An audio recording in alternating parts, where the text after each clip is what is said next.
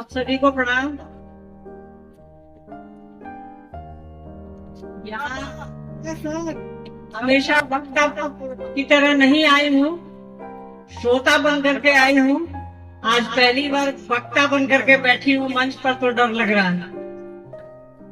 साहब के साथ और दीदी माँ के साथ संग बिरांगे से आ रही हूँ। छोटे थे हम लोग, मदन मोहन अंकल, भरत अंकल, माँ पिताजी लोग सब लोग थे।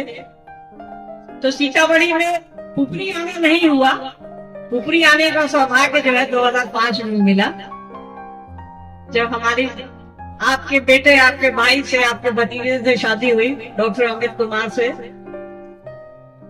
तो पहली बार वक्ता बन करके बैठी हूँ, तो गलती सलती थोड़ा माफ करिएगा।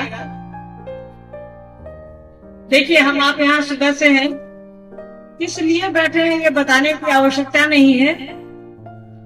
फिर भी शिव गुरु महोत्सव है, बैनर पर लिखा है सामने विराट शिव गुरु महोत्सव। तो खुद ही समझने की चीज है कि शिव गुरु महोत्सव है, ये सिर्फ महोत्सव नहीं है। लिखा है विराट शिव गुरु महोत्सव, साहब ने ये नाम दिया है। तो विराट मतलब बड़ा, वैसी चीज जहां हमारा आपका मन बड़ा हो। तो जहां शिव की बात करेंगे वहां मन बड़ा होगा ही। जहां साहब हरिद्रायन जी और दीदी नीलम आनंद जी की बात होगी, वहां हमारा आपका मन बड़ा होगा ही। वहां मन के छोटे होने की गुंजाइश ही नहीं है। शिव की बात कोई करेगा, जगत गुरु की बात करेगा, वो परम पिता परमेश्वर की बात करेगा, तो उसका मन छोटा हो ही नहीं सकता है। और वैसे भी ये धरती जो है माँ सीता की धरती है, तो यहाँ पे ऐसे ही पहले से ही मन विशाल है आपका, उसको और थोड़ा बड़ा बना लेना है, ताकि हम आप शिव की ओर बढ़ सके, साहब दीदी की ओर बढ़ सके। साहब ने जब शिव को अपना गुरु बनाया सन 1974 में, तो उनके मन में कुछ भी नहीं था। ऐसा नहीं था कि वो जान गए थे शिव दया करेंगे, शिव को गुरु बनाना अच्छी बात है, या क्या फायदे हैं या क्या नुकसान है। उन्होंने एक सीधा सा गणित जो दादाजी उनको बताया करते थे बचपन से, उस गणित के आधार पर महादेव को अपना गुरु बनाया। नवंबर इसी महीने में 1974 में, अभी हम लोग थोड़े दिन पहले ही गए थे आरा के गांगी शमशान में, उन्होंने शिव को अपना गुरु बनाया। तो सीधा परमात्मा को गुरु कहा गया है, उनको ब्रह्मा विष्णु सब कुछ कहा गया है, उनको गुरु भी कहा गया है। तो हम परमात्मा को ही गुरु क्यों नहीं बनाए। और उनको सीखना था चमत्कार, और को कुछ उनकी चाहत थी नहीं। वो चमत्कार सीखने के लिए शिव को गुरु बनाया। और शिव ने ऐसी दया की, क्यों? धरती के महादेव हो गए, हमारे आपके सब कुछ हो गए। तो साहब ने कहा कि जुड़िए, बहुत अच्छा गुरु है। किसी ने बताया नहीं हमको और आपको। इस जगत तो शास्त्र कहते हैं, किताबें कहती है। देखिए, किताबों के मामले में सीतामढ़ी थोड़ा आगे है धार्मिक किताबों में। आपके यहाँ बच्चे से बच्चा वो मानस जानता है, महाभारत जानता है, सब कुछ जानता है। दो चार श्लोक लोग पढ़ देते हैं। तो उसी महाभारत में, उसी मानस में, जहाँ रामचरित मानस की बात लोग ज्यादा करते हैं, उसी में लिखा है कि गुरु कैसा हो तो शंकर जैसा हो। मतलब ये गुरु आपके पहले से शंकर गुरु का काम करते आए हैं, तब तो तुलना की गई है। तुलना हमेशा जो आपका पहले आता है उससे होती है, जो बेहतर होता है उससे होती है। तो उसमें कहा गया कि गुरु शंकर रूपिणो। अभी अमित जी कह रहे थे ना, रामायण की बात सुना रहे थे, गुरु शंकर रूपिणो, मतलब गुरु कैसा हो? शंकर जैसा हो। तो साहब ने कहा कि सारी किताबें कह रही हैं, रामचरित मानस कह रहा है, महाभारत कह रही है, हमारे धार्मिक ग्रंथ कह रहे हैं, आध्यात्मिक किताबें कहती हैं, पुराण कह रहे हैं, उपनिषद तो कहती है, सब कुछ कह रहा है। आपका शिव पुराण सबसे फेमस किताब है हमारे आपके लिए, जिसमें संभवे गुरुवे नमो और कई सारी ऐसी बातें हैं जहां उनको कहा गया है कि वे जगत गुरु हैं, गुरुओं के गुरु, गुराधिपति हैं, गुरुओं के अधिपति हैं, सदगुरुओं के गुरु हैं। तो उनको क्यों नहीं गुरु बनाया जाए? शायद साहब ने जैसा बताया है कि शिव पुराण में 122 या 112 लोगों की सूची है जिनको शिव का शिष्य कहा जाता है, पर किसी ने रास्ता नहीं बताया। अगर साहब दीदी इस धरती पर नहीं आते तो शिव गुरु की बात किताबों में ही रह जाती। पढ़ते तो हम सही, इतिहास का जो भी विद्यार्थी है वो पुराण पढ़ता है, उपनिषद पढ़ता है, मानस पढ़ता है, महाभारत पढ़ता है, पर उसको इस बात की अनुभूति नहीं होती। वो बस किताबी ज्ञान लेकर तो पन्ना पलट देता है कि प्राचीन काल से शिव को गुरु कहा गया है, जगत गुरु कहा गया है, गुरुओं को गुरु कहा गया है, वो ज्ञान के निगम कहा गया है, ज्ञान की निधि कहा गया है उनको। मतलब सबसे ज्यादा ज्ञान का भंडार उन्हीं के पास है। पर किसी ने उनसे ज्ञान लेने की कोशिश नहीं करी है, किसी ने उनको बताया नहीं कैसे शिव को गुरु बनाएंगे आप। तो साहब ने जब शिव को गुरु बनाया, साहब के जीवन में अनुभूतियों का जो सिलसिला चल पड़ा, साहब ने कहा कि अरे यार, इससे तो अच्छा गुरु ही नहीं है। लोग इधर उधर भटक रहे हैं, तो सबसे अच्छी चीज है उसको छोड़ रहे हैं। उन्होंने बताया कैसे आप आगे बढ़ेंगे, कैसे आप शिव की ओर चलेंगे, किन तरीकों से चलेंगे। कि इसके लिए उन्होंने कहा कि आप 3 सूत्र करिए। पहला सूत्र उन्होंने दिया कि हे शिव, आप मेरे गुरु हैं, मैं आपका शिष्य हूँ, मुझे शिष्य पर दया करिए। उन्होंने कहा कि संबंध बनाओ, सारा खेल संबंध का है। कोई भी संबंध, चाहे दोस्ती हो या दुश्मनी हो या ईर्ष्या हो या जलन हो, सभी हमारे आपके मन में ही बनते हैं, मन में ही पलते और बढ़ते हैं। किसी भी तरह का भाव हमारे आपके दिल में ही बनता है, दिमाग में ही बनता है। तो उन्होंने कहा कि अपना समझो, सारा खेल अपना समझने का है। हे शिव, आप मेरे गुरु हैं, मैं आपका शिष्य हूँ, मुझे शिष्य पर दया करिए। फिर उन्होंने कहा कि दूसरों को बताइए शिव आपका गुरु है, आपके जीवन में महादेव का गुरु बनाने से क्या क्या फायदे हुए, और धरती का इस सृष्टि में कोई भी ऐसा नहीं है ईमानदार व्यक्ति जो जिन्होंने शिव को अपना शिष्य भाव अर्पित किया हो, शिव को अपना समझा हो, देवता के रूप में जैसे भी अपना समझा हो, गुरु के रूप में उस पर उसका अच्छा न हुआ हो, उस पर गुरु की दया नहीं उतरी हो, ऐसा कोई भी नहीं हो सकता है। तो साहब ने कहा कि दूसरों को समझाइए। दूसरों को समझाने के क्रम में हम आप खुद समझते हैं शिव मेरे गुरु हैं। जितनी देर हम आप उनको समझाएंगे, हमारा आपका मन उतनी देर वहाँ स्थिर रहता है। और मन का विज्ञान है, जहाँ स्थिर रहेगा वहाँ आपके दिमाग में ज्यादा बातें आएंगी। इसका स्थिर रहना ही मुश्किल है, क्योंकि जहाँ मन रहता है वहाँ शरीर नहीं, जहाँ शरीर रहती है वहाँ मन नहीं रहता। तो साहब ने इसके लिए एक बहुत ही आसान विधा दी, गप करो। और हम लोग तो इस सृष्टि में लोग गपे करने के माहिर हैं, कुछ काम नहीं हो, नींदों में बड़बड़ाते हैं, नींदों में गप करते हैं। सपना देखना क्या है, गप करना है। सपना देखने में कोई मौन रहता है क्या? दिमाग में बातचीत होते रहती है, आपके हमारे अनकॉन्शियस माइंड में चलता रहता है। तो उन्होंने कहा कि बातें करिए लोगों से। फिर उन्होंने कहा कि नमः शिवाय से प्रणाम करने की कोशिश करिए। उनको मालूम है कि करना थोड़ा मुश्किल है, अपने मन को स्थिर करना मुश्किल है, इसलिए उन्होंने कहा कि कोशिश करिए, कोशिश करिएगा, हो जाएगा। सारा खेला हमारी आपकी कोशिश का है। तो 108 बार नमः शिवाय से अपने गुरु को प्रणाम करना है। इसके लिए रुद्राक्ष की माला है, उंगलियों की माला है, श्वास पर हम लोग कर सकते हैं, करते ही है। ये 3 विधियां हैं जिससे साहब ने कहा कि हम आप शिव के राजमार्ग पर आ सकते हैं। और साहब दीदी स्वयं है हमको और आपको रास्ता दिखाने के लिए। वो कहीं से उठा कर नहीं लाएंगे शिव को, वो हमारे आपके घरों में है।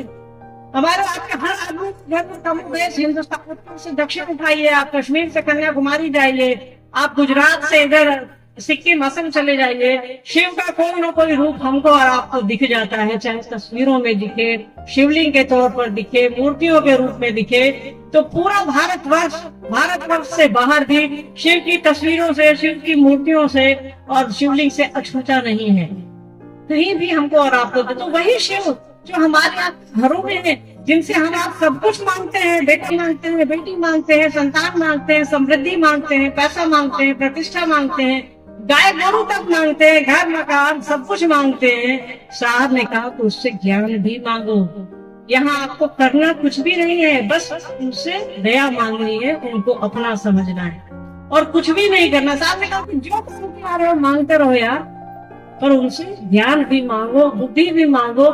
इसको ऐसे समझा जा सकता है कि हमारे आपके पास कोई बड़ी एप्पल मोबाइल आ जाए। कहा जाता है कि एप्पल मोबाइल को चलाना थोड़ा मुश्किल है, इसपे सेव बना रहता है ना, आधा कटा हुआ सेव, वो अगर मिल जाए तो हमारे लिए तो बहुत मुश्किल है भैया। जब तक कोई समझाए नहीं तो ज्ञान के बिना कर्म नहीं हो सकता। ज्ञान कौन देंगे? वो गुरु देंगे। रावण को ही देखिए, उसने सब कुछ शिव से। उन्होंने कहा कि आपको 5 मुख है, आप पंचानन कहलाते हैं, क्योंकि रावण से बड़ा भक्त कोई नहीं शिव का। कहानियां जो कहती है सच्चाई हमें नहीं मालूम, सच्चाई कुछ इतर भी हो सकती है।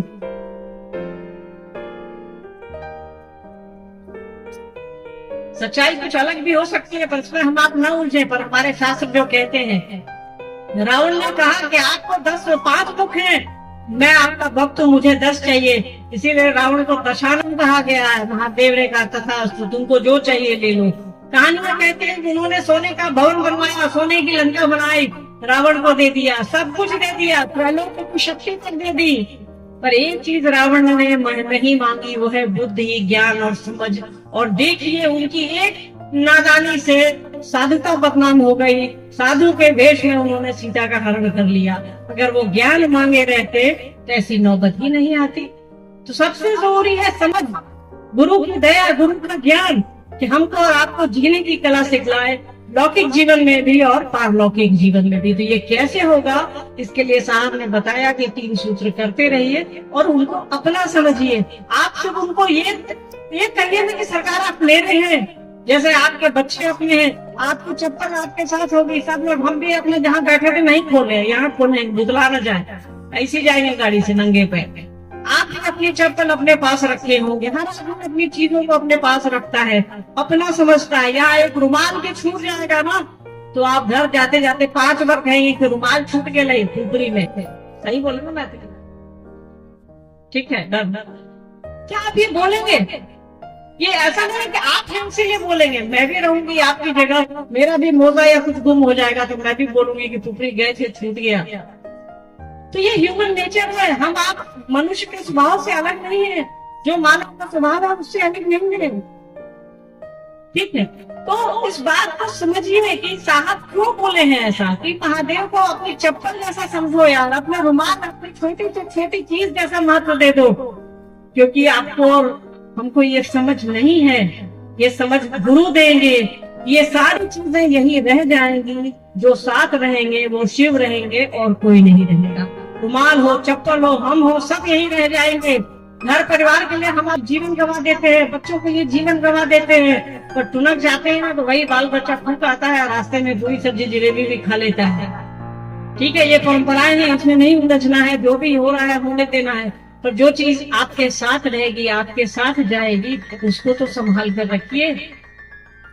तो शिव हमारे आपके जीवन के ऐसे नगीना है जिसको संभालिए। वो गुम नहीं होना चाहिए, हमको और आपको लगना चाहिए कि उनके बिना कुछ भी नहीं है हम। साहब में आओ चले शिव की ओर में लिखा है कि अपने आप को छोटा समझिए। जिस दिन हमारा मन समझ जाएगा कि जो भी दिया हुआ है वो शिव का दिया हुआ है, उस दिन हम आप समझ जाएंगे कि सारा खेला उसकी दया का है, सारा खेला उस शिष्य भाव का है, उस गुरु भाव का है, और कुछ भी नहीं है, सब बेकार है। तो उससे जुड़िए। इसके जुड़ने के लिए साहब ने बहुत आसान से तरीके दिए, मतलब बस उनको अपना समझिए। सारा खेला उनको अपना समझने का है। हम आप जीवन जगत में हैं, किसी को अपना समझते हैं तभी परिवार कहलाता है, किसी को दुश्मन समझते हैं तभी दुश्मन कहलाता है। तो बस अपना समझिए, उनको बस कहिए कि सरकार आप मेरे हैं, आप मेरे हैं, मैं आपका हूँ, मुझे से पर दया कर दीजिए। जैसे आपके वो अपने होंगे, तो जो अपना होता है उसकी बड़ाई तो हम आप कर ही लेते हैं, उसको याद तो हम आप कर ही लेते हैं। तो साहब का दूसरा सूत्र, पहला सूत्र करेंगे, दूसरा सूत्र अपने आप हो जाएगा। जो अपना है उसकी बड़ाई हो जाएगी। दूसरों से हम आप शिव गुरु की बात करते हैं। दूसरा सूत्र हमारा यही कहता है कि चर्चा करिए, लोगों से वार्तालाप करिए, परिचर्चा करिए, बात करिए कि शिव आपके गुरु हैं, मेरे भी गुरु हैं। तीसरा है नमः शिवाय से प्रणाम करिए। जिसको अपना समझिएगा उसको याद कर लीजिएगा। तो 108 बार प्रणाम करने की कोशिश जो है अपने गुरु को याद करने की विधा से, इससे आसान दुनिया में कुछ भी नहीं है। न यहाँ आपको भोजन की वर्जना है, आपको जो मन करे खाइए, जो मन करे करिए, मानवीय आधार पर। अब पता नहीं ऐसा नहीं हो कि आप लड़ने झगड़ने लगे। एक जो मानव का गुण है उसके हिसाब से परमात्मा ने जो हमको और आपको धरती पर जो गुण दे करके भेजा है, उसने एक ही गुण दिया है, वो है प्रेम का। तो उस प्रेम के सहारे चलिए, लोगों को अपना समझिए और लोगों को समझाइए कि शिव को गुरु बनाइए। इसके अलावा इस दुनिया में कुछ भी नहीं रखा है, सब बेकार है, सब यहीं रह जाएगा, हम आप चले जाएंगे, कुछ भी नहीं बचेगा। ये सृष्टि शिव की इच्छा से श्रेष्ठ है। शिव जब इच्छा करेंगे तो वापस समाहित हो जाएगी। ये हम नहीं कह रहे हैं, ये साहब नहीं कह रहे हैं, हमारी आपकी किताबें कह रही हैं, जिसका हवाला हम लोग देते हैं कि फल्ला किताब में लिखल है, चिल्ला किताब में लिखल है। वही किताबें इस बात का हवाला देती हैं कि ये पूरी सृष्टि परमात्मा की इच्छा से श्रेष्ठ है और परमात्मा की इच्छा से वापस उसी में समाएगी। तो हमारे आपके पास कितना टाइम है ये किसी को नहीं मालूम है। कब हमारी आपके जीवन की कहाँ शाम हो जाए कोई नहीं जानता है। तो शिव को गुरु बनाइए, अपने जीवन को बेहतर बनाइए। धरती पर कोई हमको और आपको शिव देने नहीं आया है। साथ हरिंदर जी आए हैं हमको और आपको शिव देने के लिए। ले लीजिए, बाकी कोई नहीं देगा। कोई आपको 2 रुपया दे सकता है चाय पीने के लिए, लेमन जूस खाने के लिए या कुछ और भी करने के लिए। शिव कोई नहीं देगा। जो भी कुछ देगा तो जगत में उलझाएगा। साफ है आपको शिव दे रहे हैं। आपका ये जीवन और आपका वो जीवन जो हमको और आपको नहीं दिखता है बेहतर गुजरेगा। भरोसा साहब पर करिए। वैसे साहब ने कहा है कि भैया मेरे पास भी भरोसा नहीं था मैंने जब शिव को गुरु बनाया, मेरे पास भी श्रद्धा नहीं थी जब मैंने शिव को गुरु बनाया, बस मैं खड़ा रहा। साहब की बात याद करी, उन्होंने कहा कि मैंने आपको महादेव को उन्होंने कहा कि मैंने आपको चमत्कार सीखने के लिए गुरु बनाया है, पर मुझे मालूम है आप नहीं सिखाइएगा, पर फिर भी मैं कहीं नहीं जाऊंगा। देख लीजिए उनका खड़ा होना गुरु की दया से स्टार्ट होना है कि फिर भी मैं कहीं नहीं जाऊंगा। आप खड़े हो जाएंगे, एक किसी एक के लिए तो खड़े हो जाएंगे, वहां आपका संबंध बन जाएगा। तो खड़े हो लीजिए शिव के लिए। अपने मन को खड़ा मतलब देह का खड़ा होना नहीं है। अपने मन को एक जगह स्थिर करिए, शिव के आश्रय में ले चलिए, साहब गुरु के आश्रय में ले चलिए, तो हमारा आपका जीवन बेहतर गुजरेगा।